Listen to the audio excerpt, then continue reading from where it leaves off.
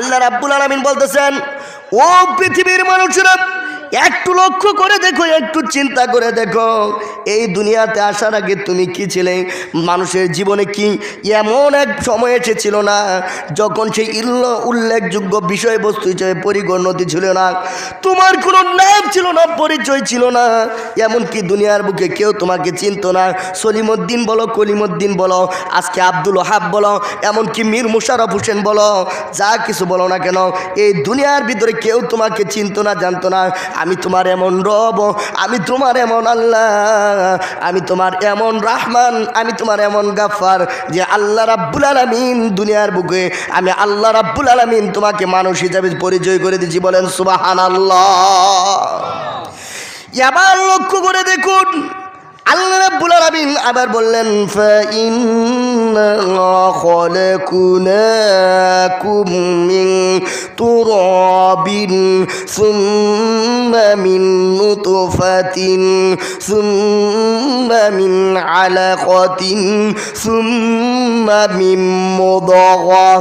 আমি রাব্বুল আলামিন তোমাকে সৃষ্টি করেছি পুরুষের স্পার্মটোজোন, মায়ের বক্ষপিঞ্জর, এমনকি পিতার পৃষ্ঠদেশ থেকে সব এক ফোঁটা নির্গত নাপাক পানি, এই নাপাক পানি দিয়ে আমি আল্লাহ রাব্বুল আলামিন ফাইন্না খালাকনাকুম মিন তুরাবিন সুম্মা মিন নুতফাতিন সুম্মা মিন আলাকাতিন সুম্মা মিন মুদগা। এরপরে আমি আল্লাহ রাব্বুল আলামিন এই নাপাক পানির ফুটাকে আমি আল্লাহ রাব্বুল আলামিন তোমার মায়ের পেটের ভিতরে আল্লাহ রাব্বুল আলামিন একটু রক্তে কণায় পরিণত করে দিয়েছে। চিৎকার মেরে বলেন সুবহানাল্লাহ। আপনাদের সুবহানাল্লাহ বলতে কষ্ট হয় না? এই যে সুবহানাল্লাহর আওয়াজটা যদি আমরা সকলেই বলি, এই আওয়াজ 1 কিলোর ভিতরে চলে যাবে, ঠিক কিনা বলেন? আল্লাহ রাব্বুল আলামিন বললেন, ও পৃথিবীর মানুষেরা, একটু লক্ষ্য করে দেখো, তোমার বাপের পৃষ্ঠদেশ থেকে সব বেগে নির্গত এক ফোঁটা পানি, এমনকি তোমার মায়ের বক্ষপিঞ্জর থেকে এক ফোঁটা নাপাক পানি দিয়ে আমি আল্লাহ রাব্বুল আলামিন তোমার মায়ের পেটের ভিতরে এটাকে কি করলাম, এইভাবে করে তোমার মায়ের পেটের ভিতরে রাখলাম। তারপরে আমি আল্লাহ রাব্বুল আলামিন বললেন, আলাম ইয়াকুনু তুফাতাম মিন মানিয়্যুমনা, তুমি কি মাতৃগর্ভে এক ফোঁটা নাপাক পানি ফুটাছিলে না? এই নাপাক পানি ফুটাকে আমি আল্লাহ রাব্বুল আলামিন তোমার মায়ের পেটের ভিতরে দিলাম। এরপরে আমি আল্লাহ রাব্বুল আলামিন কি করলাম, এরপরে ফাজাআলা মিনহু যাওজাইনি যাকারা ওয়াল উনসা, এরপরে আমি আল্লাহ রাব্বুল আলামিন তোমার মায়ের পেটের ভিতরে এটাকে পুত্র সন্তান বানিয়েছি, অতঃপর কন্যা সন্তানে পরিণত করলাম। এইভাবে করে আমি আল্লাহ রাব্বুল আলামিন তোমাকে তোমার মায়ের পেটের ভিতরে তিল তিল করে বড় করেছি। চিৎকার মেরে বলেন সুবহানাল্লাহ। এইভাবে করে তোমার মায়ের পেটের ভিতরে তিল তিল করে বড় করে তুললাম। এবার আজকে লক্ষ্য করে দেখো, এই দুনিয়ার ভিতরে বসে আমার নিয়ামত পাওয়ার পর আমি আল্লাহকে ভুলে যাও বান্দা। এই দুনিয়ার ভিতরে তুমি তোমার মাকে কত স্নেহ করো, কত যত্ন করো, কত আদর করো, কত শ্রদ্ধা করো। ও পৃথিবীবাসীরা, একটু লক্ষ্য করে দেখুন, আল্লাহ রাব্বুল আলামিন বললেন, ও পৃথিবীর মানুষেরা, আমি যে আল্লাহ সুবহানাহু ওয়া তাআলা তোমার মায়ের পেটের ভিতরে এত সুন্দর নিখুঁত করে বানালাম, তাকায়া দেখো নিজের দিকে, একটু লক্ষ্য করে দেখো, আমি আল্লাহ সুবহানাহু ওয়া তাআলা তোমার মায়ের পেটের ভিতরে এত নিখুঁত করে বানালাম, এত সুন্দর করে বানালাম। এবার তোমার মায়ের পেটের ভিতরে আসলে যখন তোমার খাবারের প্রয়োজন হলে, দুনিয়ার কোনো মা বাপ, কোনো চিকিৎসা বিজ্ঞানীও চিন্তা করতে পারে নাই তোমার মায়ের পেটের ভিতরে তোমার কি খাবার পৌঁছে দিবে। এই দুনিয়ার ভিতরে কোনো ডাক্তার নাই, কোনো কবিরাজ নাই, কোনো চিকিৎসা বিজ্ঞানী নাই, কোনো দার্শনিক নাই, কোনো কিছুই করতে পারবে না ওই মায়ের পেটের ভিতরে তোমার খাবার কেমনে পৌঁছে দিবে। আমি আল্লাহ রাব্বুল আলামিন তোমার মায়ের পেটের ভিতরে আমি আল্লাহ রাব্বুল আলামিন তোমার খাবার পৌঁছে দিয়েছি। চিৎকার মেরে বলেন সুবহানাল্লাহ। কেমনে পৌঁছে দিলাম এবার একটু লক্ষ্য করে দেখো, আল্লাহ রাব্বুল আলামিন বললেন, বান্দা রে, ও বান্দা, একটু চিন্তা করো, একটু মাথা কাটাও, একটু বিবেক দিয়ে একটু চিন্তা ভাবনা করে দেখো বান্দা, তাহলে সেজদায় অবনত হয়ে যাবে। আমি আল্লাহকে স্মরণ করবে, আমি রহমানকে স্মরণ করবেন, আমি কতটুকু রহম করেছি তোমার জন্য। একটু লক্ষ্য করো, একটু চিন্তা করে দেখো, যখন তুমি তোমার মায়ের পেটের ভিতরে আসলে, এবার তোমার তোমার খাবারের প্রয়োজন হলো, যখন তোমার হাড্ডি গুড্ডি দিলাম, শরীর দিলাম, তোমার রূহ দিলাম, আত্মা দিলাম তোমার মায়ের পেটের ভিতরে, এবার তোমার খাবারের প্রয়োজন হইল, ওই খাবারটা আমি আল্লাহ রাব্বুল আলামিন কেমনে পৌঁছে দিলাম একটু লক্ষ্য করে দেখো। যখন তোমার মায়ের পেটের ভিতরে খাবার প্রয়োজন হলো, আমি আল্লাহ রাব্বুল আলামিন তোমার মায়ের মাসিক অসুখকে আমি আল্লাহ রাব্বুল আলামিন বন্ধ করে দিয়েছি। আর কি করলাম, তোমার মায়ের নাভির সঙ্গে তোমার নাভির তারের জয়েন করে দিলাম, আর জয়েন করে দিয়ে তোমার মায়ের ওই নাপাক রক্তটা আমি আল্লাহ রাব্বুল আলামিন তোমার শরীরের ভিতরে পাস করে দিয়ে তিল তিল করে তোমার মায়ের পেটের ভিতরে বড় করেছি। বলেন সুবহানাল্লাহ। এইভাবে করে বড় করে তুললাম। এবার লক্ষ্য করে দেখো, এই দুনিয়াতে এসে আমি আল্লাহ রাব্বুল আলামিন, আমি রাহমানুর রহিম, আমি গফফারুর রহিম, আমার জন্য ইবাদত বন্দি করবেন, আমাকে ডাকবে, এই জন্য ওই রক্তটা মুখে লাগায় নাই। কারণ মুখে লাগলে ওই নাপাক রক্তের মাধ্যমে তোমার মুখটা নাপাক হয়ে যেত। এই জন্যে আমি আল্লাহ সুবহানাহু ওয়া তাআলা আমার বানানো মুখখানা আমি আল্লাহ রাব্বুল আলামিন পবিত্র রেখে দিলাম, যাতে করে দুনিয়ায় আসার পর এই দুনিয়ায় বসে আমার পবিত্র কালামে রাব্বানি আখিরুল কালাম সর্বশেষ মহাগ্রন্থ তেলাওয়াত করতে পারো। এমনকি গভীর রাত্রিতে চোখের জল ছেড়ে দিয়ে বলতে পারো, আল্লাহ আল্লাহ, আমি জীবনে অনেক খারাপ কাজ করেছি, আমি জিনা করেছি, আমি পাপ কাজ করেছি, অনেক বেয়াদবি করেছি। আল্লাহ তুমি যদি আমাকে মাফ না করো, আল্লাহ আমি কার কাছে যাব? বান্দা এইভাবে করে তুমি আমি আল্লাহর কাছে যাবে এই পবিত্র মুখখানা দিয়া। এই জন্য আমি আল্লাহ রাব্বুল আলামিন এই পবিত্র মুখখানা পবিত্র রেখে দিলাম। আর তোমার মায়ের পেটের ভিতরে তোমার নাভির সঙ্গে তোমার নাভির তার জয়েন করে দিয়ে এইভাবে রক্তটা পৌঁছে দিয়ে আমি আল্লাহ রাব্বুল আলামিন তোমাকে ওই মায়ের পেটের ভিতরে বড় করেছি। চিৎকার মেরে বলেন সুবহানাল্লাহ।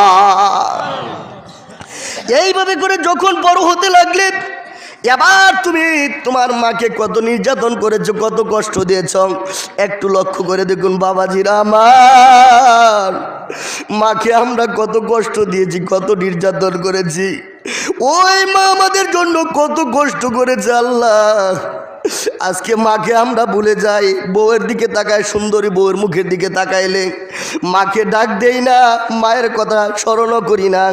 একটু লক্ষ্য করে দেখুন বাবাজিরা আমার, এমনও হয়েছিল আপনার মা আপনাকে নিয়ে কত কষ্ট করেছিল। এবার গভীর রাত্রিতে মা সকলকে নিয়ে ঘুমাইছেন, নিজে ঘুমাতে পারে না। সন্তান পুষ্পায়া মাঘ মায়া শীতের রাত্রিতে মায়ের পেটের ভিতরে হাঁটু দিয়ে গুঁতা মেরেছে, পা দিয়ে লাথি মেরেছে, কুনুই দিয়ে কুনু মেরেছে।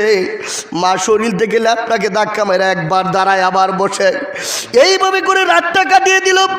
আবার দেখেন মা সংসারের কাজকর্ম করে দিনের বেলায় সমস্ত কাজকর্ম ছেড়ে রান্না বান্না করে সকলকে মা খাওয়াইলেন। এবার এক প্লেট খাবার নিয়ে সামনে নিয়ে বসেছেন। এই অবস্থায় মা ক্ষুধা নিয়ে খেতে বসেছেন। আমরা সন্তান মায়ের পেটের থাকাকালীন অবস্থায় মা খেতে বসেছেন, মায়ের পেটের ভিতরে লাথি মেরেছি, গুসা মেরেছি। মা পেটের ব্যথায় অস্থির হয়ে গেছেন। মা খাবারের প্লেটটা রাইখা একবার দাঁড়ায়, আবার বসে। এইরকম মাকে নির্যাতন করেছি। ও বাবাজিরা, আজকে লক্ষ্য করে দেখুন, এমনও দৃশ্য দেখা যায়। আজকে আমাদের মা বাবাকে বিভিন্ন জায়গায় রাখা হয়, বড় বড় ফ্ল্যাট আছে।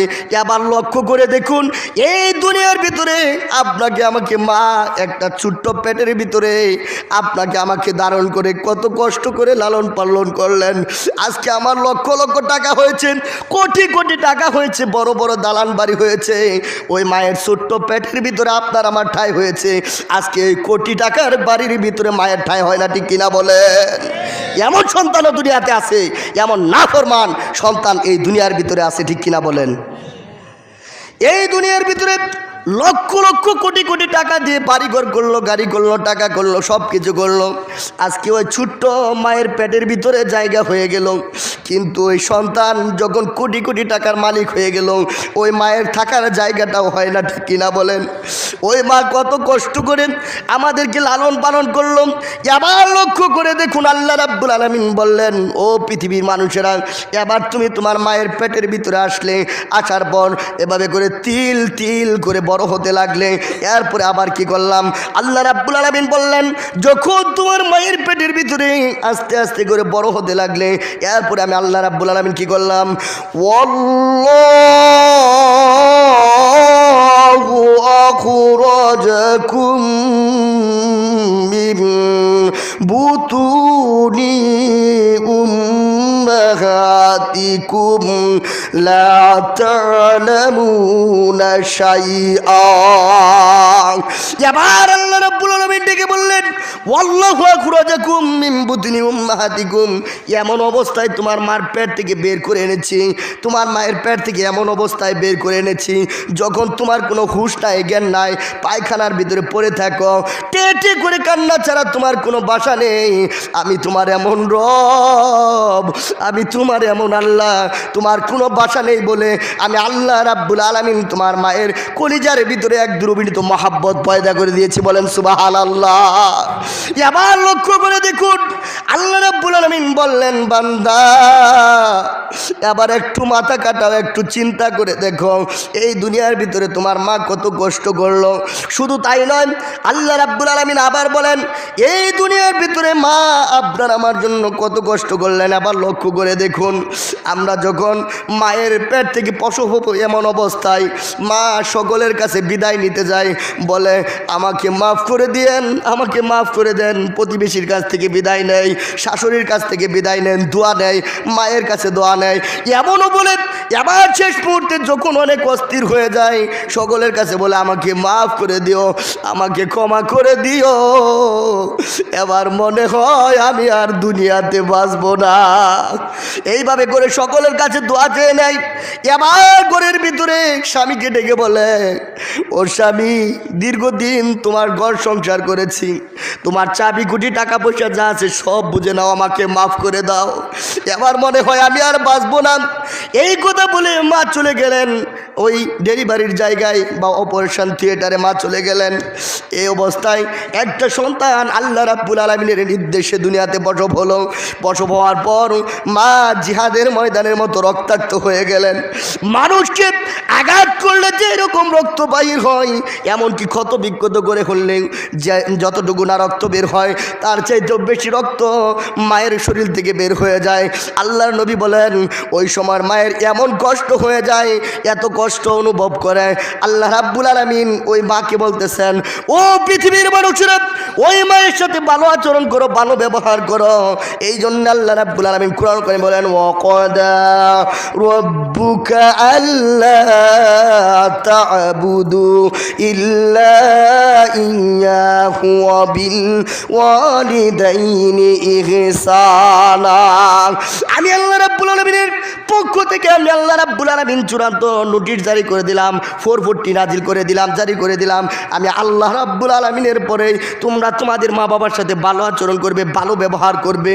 এইরকমভাবে আল্লাহ রাব্বুল আলামিন বললেন ও পৃথিবীর মানুষেরা এবার লক্ষ্য করে দেখুন এই দুনিয়ার ভিতরে মা এত করে আপনাকে আমাকে প্রসব করলো।